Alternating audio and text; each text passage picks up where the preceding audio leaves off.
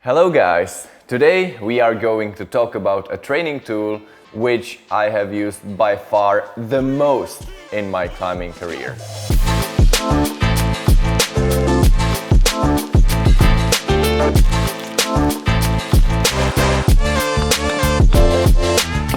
I would say 80% of my training time since I started climbing I spent on a spray wall. Simple wall. You can see now it's still empty, but we will fill it up with these beauties that you can see here. A wall that, having used hundreds of holds, can offer thousands of possibilities.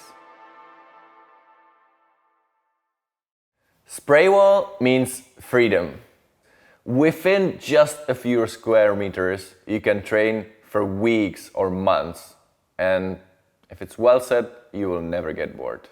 Every hold on a spray wall should have its role, and every hold placed in the right position multiplies the possibility that you can climb on the spray wall. This is a great Euroholds delivery, and this is brand new 45-degree wall in my gym. 45-degree wall is probably the steepest spray wall that you can have. And these sets of holds are relatively hard for the 45 degree. I would say if you are intermediate or even beginner climber, you should start with rather 20 or 30 degrees overhang. And this sets of holds should work really well for you. 3, 2, 1, go! So we have a blank wall. How to actually get started? I always start with the plywood volumes. They are really important part of the spray wall. They make the climbing much more 3D. The rule of having the spray wall is to have flat wall, but you break it up with the volumes.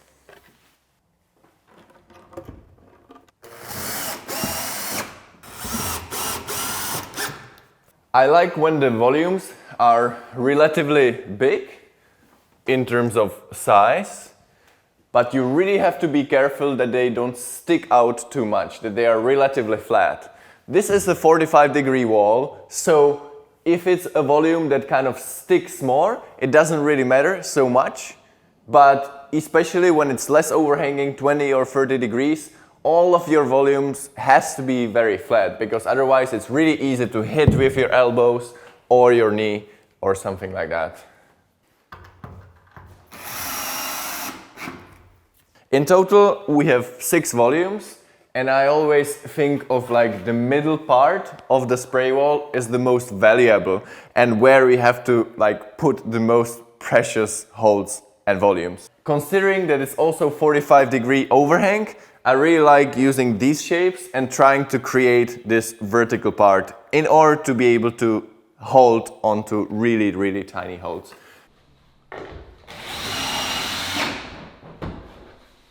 Four volumes left. We have these that are the same. And I was thinking of making like some mirror boulder problems, so I will place one in between the black volumes to the right and the other one in between the volumes to the left.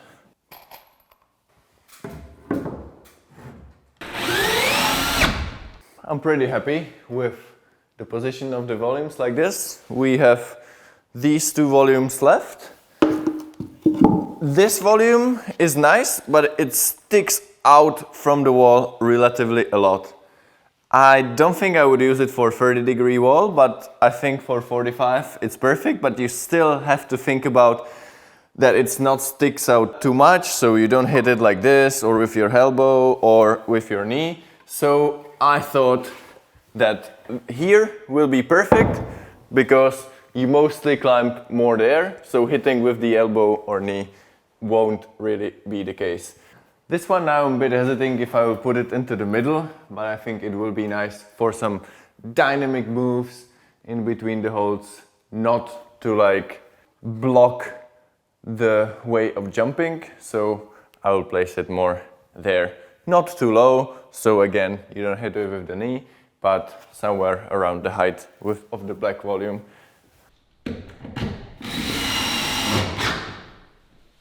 rule number one, I think it is really important to have the good volumes to kind of create a spray wall which is fun to climb. But also remember, it's better to have no volumes on the spray wall rather than having way too many that sticks out from the wall. Volumes that stick out from the wall are the worst and actually are decreasing the number of variations that you can have on a spray wall.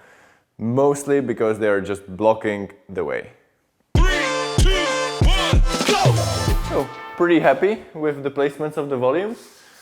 We have the most volumes in like the 1/3 of the height. We still have some volumes at the 2/3 of the height on the very top.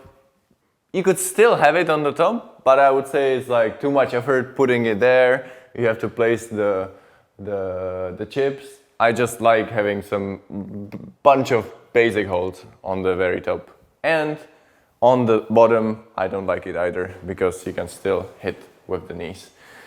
Next step is macros, the biggest holds that you can find. Unlike the volumes, which are must in my point of view if you want to have a good spray wall, big macros are good. They make the climbing more fun, more modern, but if you want to have a spray wall that mostly focuses on hard outdoor climbing, maybe you don't really need to invest into the macros. But if you will have more fun. But obviously if your spray wall is really, really tiny, then maybe the macros is something that you can't even use because they just simply take a lot of space. And because they take a lot of space, that's the step number one. Using the macros and somehow put them evenly across the whole spray wall. This one is definitely not as juggy and I think it could be placed in a way that you can still use the white toe hook.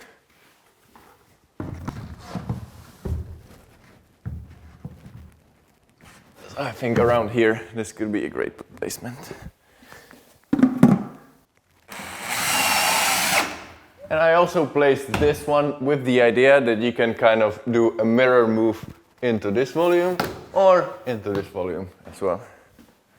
I'm conscious that this hold is like so bad that even for me it's only usable with some kind of toe hook. And it's a hold that takes a lot of space. So, like that, I would decide no, I would not use it. But later on I will put more chips from the side and from the underclink, so this space will be quite well used because it's not really bad sloper anymore, but it will have like multiple other holds from the side. We'll put the chips later.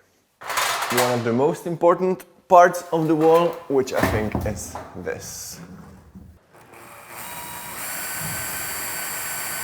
Here in the central part of the wall, you can basically set horizontal holds, vertical holds, or even undercling. Whereas like on the right side of the wall, I think it's more important to set more right-hand side pulls. Left wall, more left-hand side pulls. Whereas in the middle, it's actually important to have all sorts of holds. So it's filling up nicely. Already now at this point, I'm already thinking like to have logical possibilities. So like setting this and these two perfect pinches, I know that this is going to be some classic moves out from here. I'm really happy about this underclink. It's a total jug, but it will definitely open up a lot of possibilities for using this bad green sloper. And yeah, can't wait. I always like the feeling when you start setting up on a spray wall with a nice hold. You're just so excited and you're like considering every hold placement, and over the time it's just a lot of work and you're like losing the psyche and you're just putting it like wherever. But at that time it's actually better to stop and start the next day with more psyche. Also, when we are putting some of the bigger holds on the wall, and for example this one, even with the toe hook, would be very limited use. But we still have the plywood volumes that are still empty. So I just try to find a spot on the top of the volume. And this, I think, is a sweet spot. Like this, it's like heinous, but like this, it's actually a very nice hold. Yeah.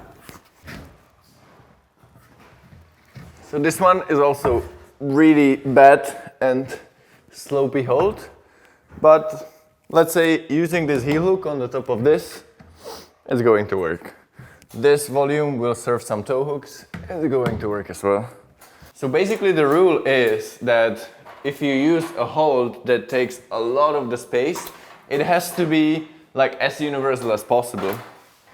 That's why, for example, this placing as a side pull is maybe not so good, because you always need to get there from the right. If you get there from the left, using it as a left hand wouldn't really work.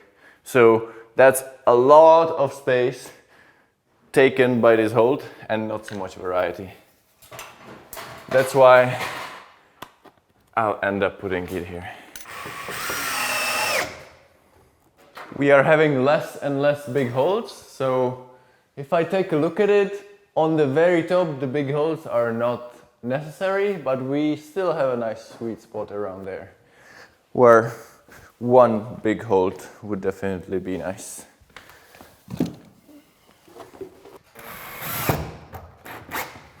It's a very nice comfy jug, but it takes a lot of space. And here you can see like how much it depends on the inclination. Like if you put it here, it's a total jug. But now I have the idea you could actually have quite hard move using this juggy undercling.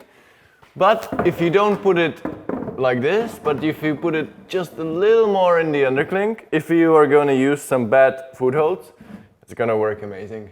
And then still, this will be very, very nice toe hook for using the purple, very slopey one. I think that's a great placement. Like this, you truly exploit the whole size of the hold, because you can come from here, get it like this, you can like readjust it, match it, and then still move it like this and do a big move from this. So if you instead used a small hold, it would not be the same. This is much more interesting and much more possibilities of what you can do with that. Only once you really start climbing, you will see which placements of the holds are perfect and which not. It's just that the big holds takes longer time to correct once everything else is finished, whereas a small hold is just a question of a few minutes.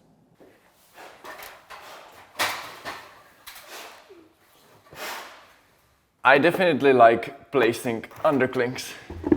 On most of the spray walls, on some system boards, the underclings are lacking. And I think underclings are special kind of handholds that require all sorts of muscles. It's super physical to climb on the underclings, and I don't say that it's good to climb all the time on the underclings, but you definitely shouldn't skip them.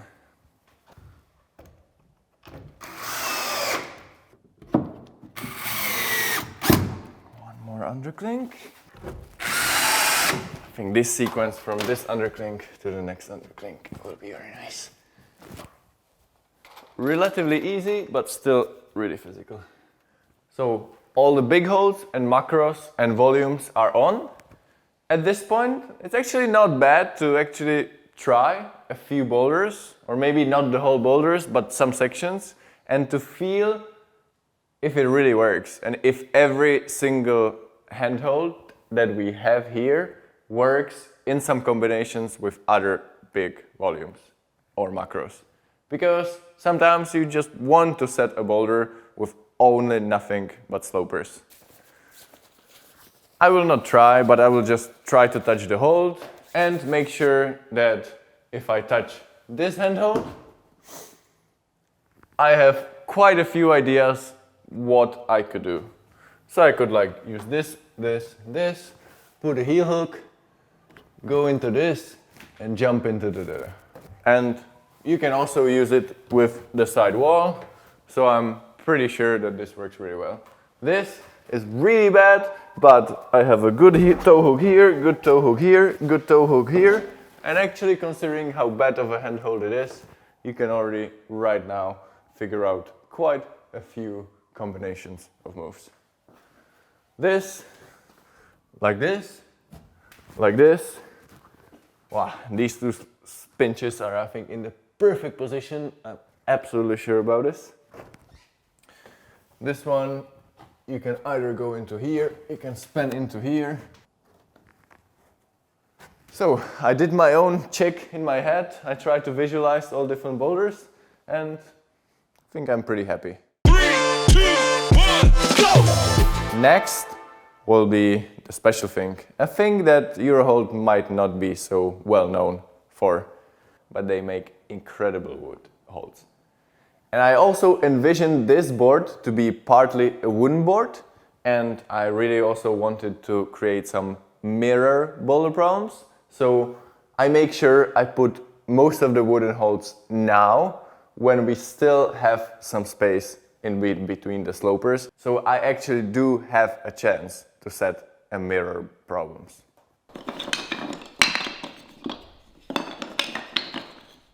The wood is by far the best material when it comes to your skin on your fingertips. If the wooden holds are good and nice, you can almost climb on the wooden holds forever before destroying your skin on your fingertips. Obviously, when the holds are getting smaller, they can be already quite aggressive, but they are still less aggressive when you have the same hold from the different material. I think it's very convenient to have wooden holds on the Spraywall, at least some of them, because it happens all the time. You just have to quit climbing because your fingertips are just destroyed. In that case, you should always have the option to keep on climbing on the comfortable, nice wooden holds. The friction between PU and wood is quite different. Like, if you know how to use the friction of the PU or fiberglass, the friction can help you a lot. Whereas the wood, you really have to pull quite a bit harder on the wood. So it's more physical and it could be better training, at least physical training. So let's put these wooden beauties on the wall.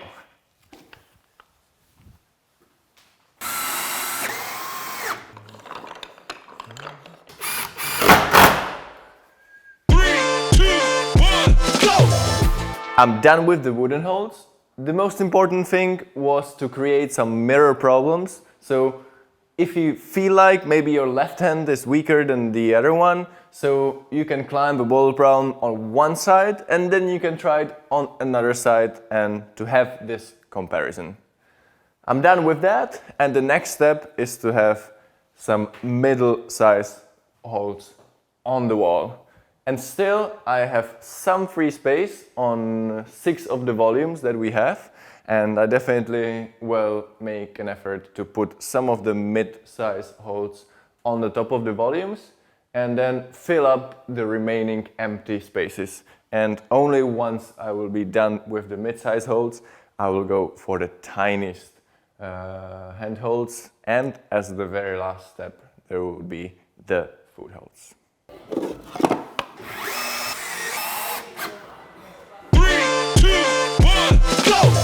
Next morning, full of excitement to start putting the holds again on the wall.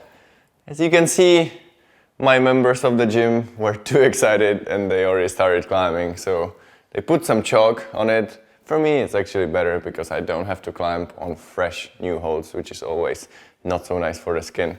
Once they're a little bit chalked up, they feel much nicer and you can climb for much longer.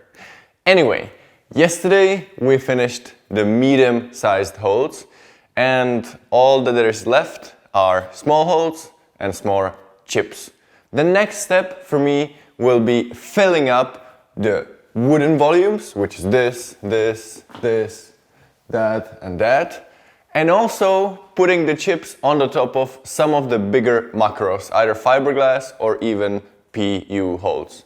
Using the tiny holds, especially the chips, enables us to fill up the blank spots of the spray wall and create many more possibilities. Yes, chips are mostly just crimpy holds, but crimp is an essential kind of grip that is very important both for competitions and rock climbing as well.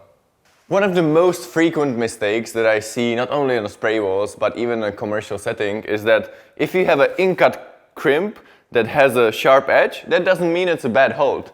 It's just not the nicest hold to put on the top of the volume. Like on the top of the volume, it's always nice to get something more slopey, and especially with the rounded radius. So this is not like a kind of hold you want to use because it's sharp and it enables you to like hang passively while the edge is like cutting into your fingertips quite badly. This will be good. Yes, as a side pull you already hold it quite actively, and it's a hard hold, but it works really well.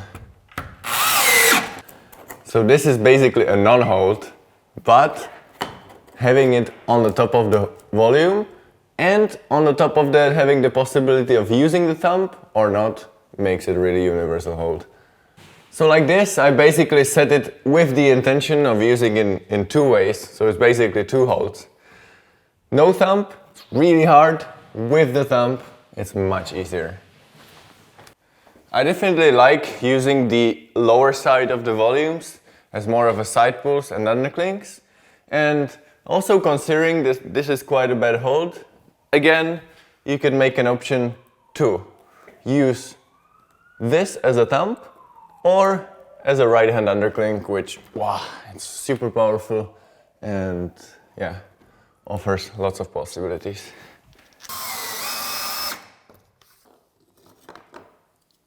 All of this spray wall that I'm setting right now is exclusively from Euroholds. And there is everything, jugs, slopers, crimpers, volumes, and everything that you can get for the best spray wall you can imagine, you can find on Euroholds webpage.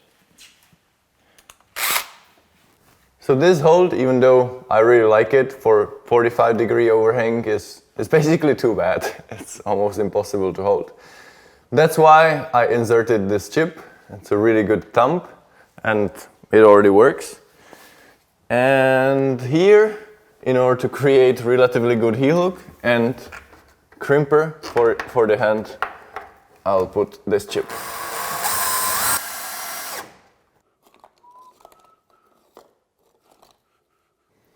I also like putting like a mini jugs in this lower part of the volume that creates the roof. It creates quite a good hold, and it also creates pretty interesting foot hold because the in-cut part is kind of sticking out from below the lip of this volume, and yeah, I think it's very 3D. You can even use it like this. Lots of different options. So now if we look at this volume, I think I'm quite happy with that. There are various holds from pretty good one, some in-cut. All the in-cut that are here are in different directions. Some of them are horizontal, some of them are more side pull, so they make it easy to jump right, they make it easy to jump left. In the lower part, we have some side pull, we have some underclinks, we have some better underclinks, worse underclinks. I think there's a really good variety of all sorts of holds on that one volume. Volume that is filled with very complex set of holds, and I'm quite happy with that, and I can move for another volume. So now I'm focusing on the very top bit in the middle. On the top, I don't like very sophisticated holds. I like the holds which are relatively good. In-cut, I really like some total jugs to have on the very top of the wall, so you can jump into the jug. And basically, I often just use like the smaller holds. I only mount them using the T-nuts, not the chips, so it's very easy to put it on and then to put it off. In general, on a spray wall, it's really nice to have wide selection of different colors. And now, for example, on the very top, if you explain your friend, no, the top hold is that, like, it's really not a good idea to have like 5 different green holds next to each other, because then it's pretty tough to explain your friend which green hold you mean.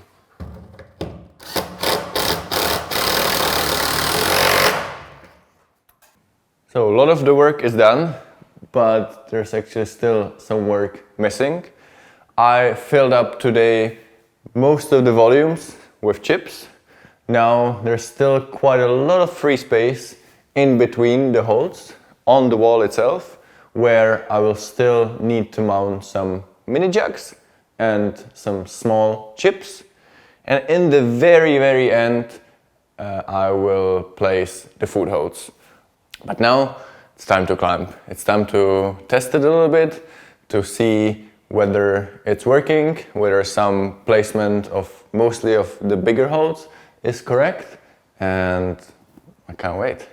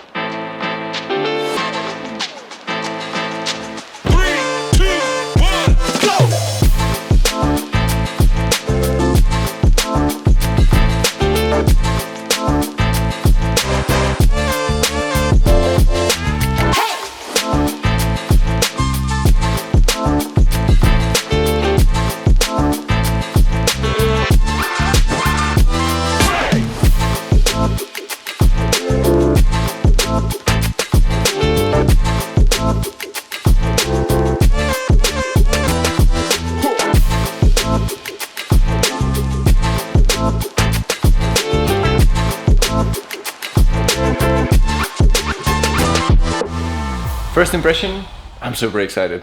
But to be honest, when there is a new set, I'm always excited, so it doesn't really count. But I think roughly the big volumes and the big holes are set pretty well. I don't think we are going to change. At the moment, yes, we are missing lots of small foot holes, but that's something I don't want to do right now, because that's what you have to do at the very end. And yeah, I think at some sections we are definitely still missing lots of like the mini jugs, but other than that, I think the important thing that volumes, big holes, and also the wood holes are set quite well. 3, 2, 1, go! We took 1 week to climb on this. Not only me, but most of my members of this climbing gym. We found out that for most of the holds it works really well, but we saw one major mistake. This purple hold, it's very nice, I like that hold, but for this 45-degree overhang, it's simply just too bad. Yeah, I'll start with these 6 holds and we'll see.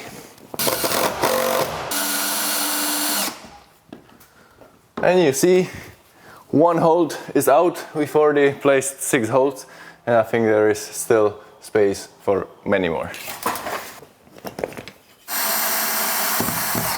For the moment, I know I can even place more, but for the moment I'm happy. And I would focus on like the best mini jugs that we have. There are all these wide holes that I think in the end might be pretty useful, especially when you make circuits. There are nice holes that doesn't take a lot of space, but they are actually pretty good. While at the same time, it's not so easy to like match them and hang on them forever. So I would definitely like spread these mini jug evenly on the whole wall. And always kind of make sure that at one section of the wall there is 1 mini jug, so you basically always have a certain way how to get to the top of the wall via some pretty good holes.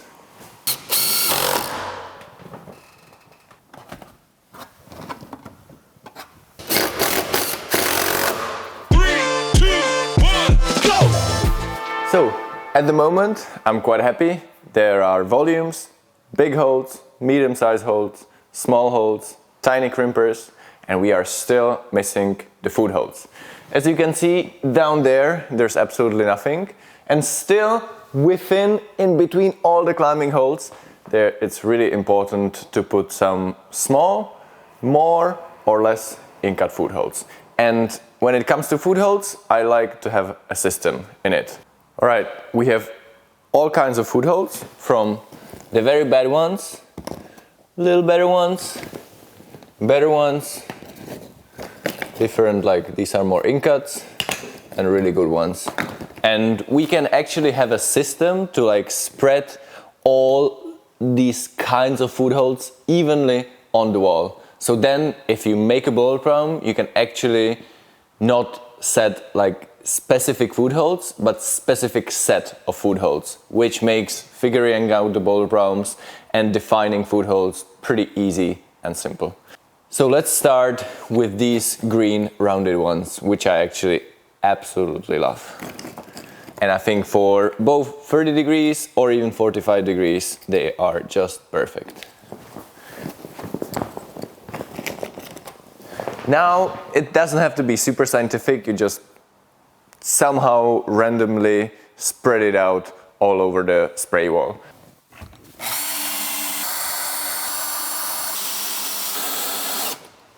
So the last part is over. I place the foot holds. As you can see, you can choose from orange foot holds, which are the best one, bright yellow, which are worse, or the bad foot holds, which could be green and purple, or the red ones. So it's pretty easy just to set the set of the foot holds and have a boulder problem straight away. The work is done, and now it's finally time to climb.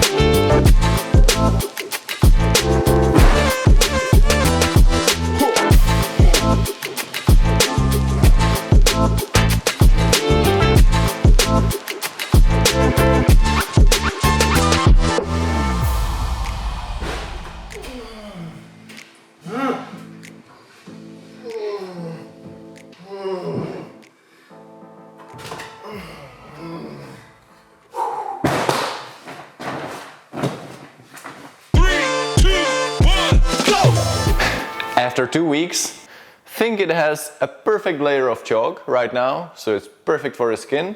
But looking at the wall, I think we are missing one thing, a bit of gold, the golden bricks. So here we have some golden bricks. We'll check out some of the holes which aren't that chalked, and that means they haven't really been used that much. So we will exchange these holes for the golden bricks, and then we are finished. Bricks are seriously hard for 45 degrees overhang, so I am only using the easy version, and trust me, they are not so easy when they are in such a steep terrain.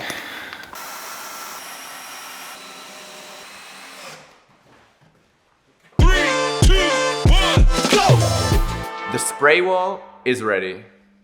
Makes me feel pretty proud looking at it. But we are missing one important thing. An application. A platform, the way that we can share the boulder problems with each other. We can climb alone, but we can climb on different boulder problems from different members of the climbing gym. Stōkt. That's by far the best application I have ever used for this purpose. You can grab your phone, go online, as I have just said, I think pretty good boulder problem. I can share it with the world. It's really easy and simple to click the holds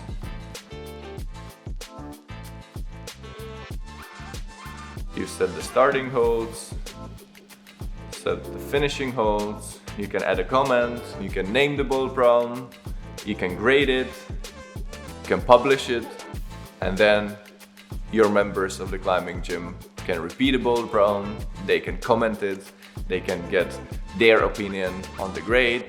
I think it works really, really well. And finally, that's the most important, you can share it with the rest of the world. The fact that you are climbing on the bowl problems not set by you but by somebody else pushes the Spraywall climbing to the next level. It's much more fun and much more training efficient. And I mean, it's motivating, you know? Somebody sets a bowl problem on a Stōkt and you want to repeat it as well. And, you know, makes it different. Makes the training a bit more challenging and a bit more competitive in a good way. If you are training on a Spraywall, in my opinion, it's a must to have a Stōkt.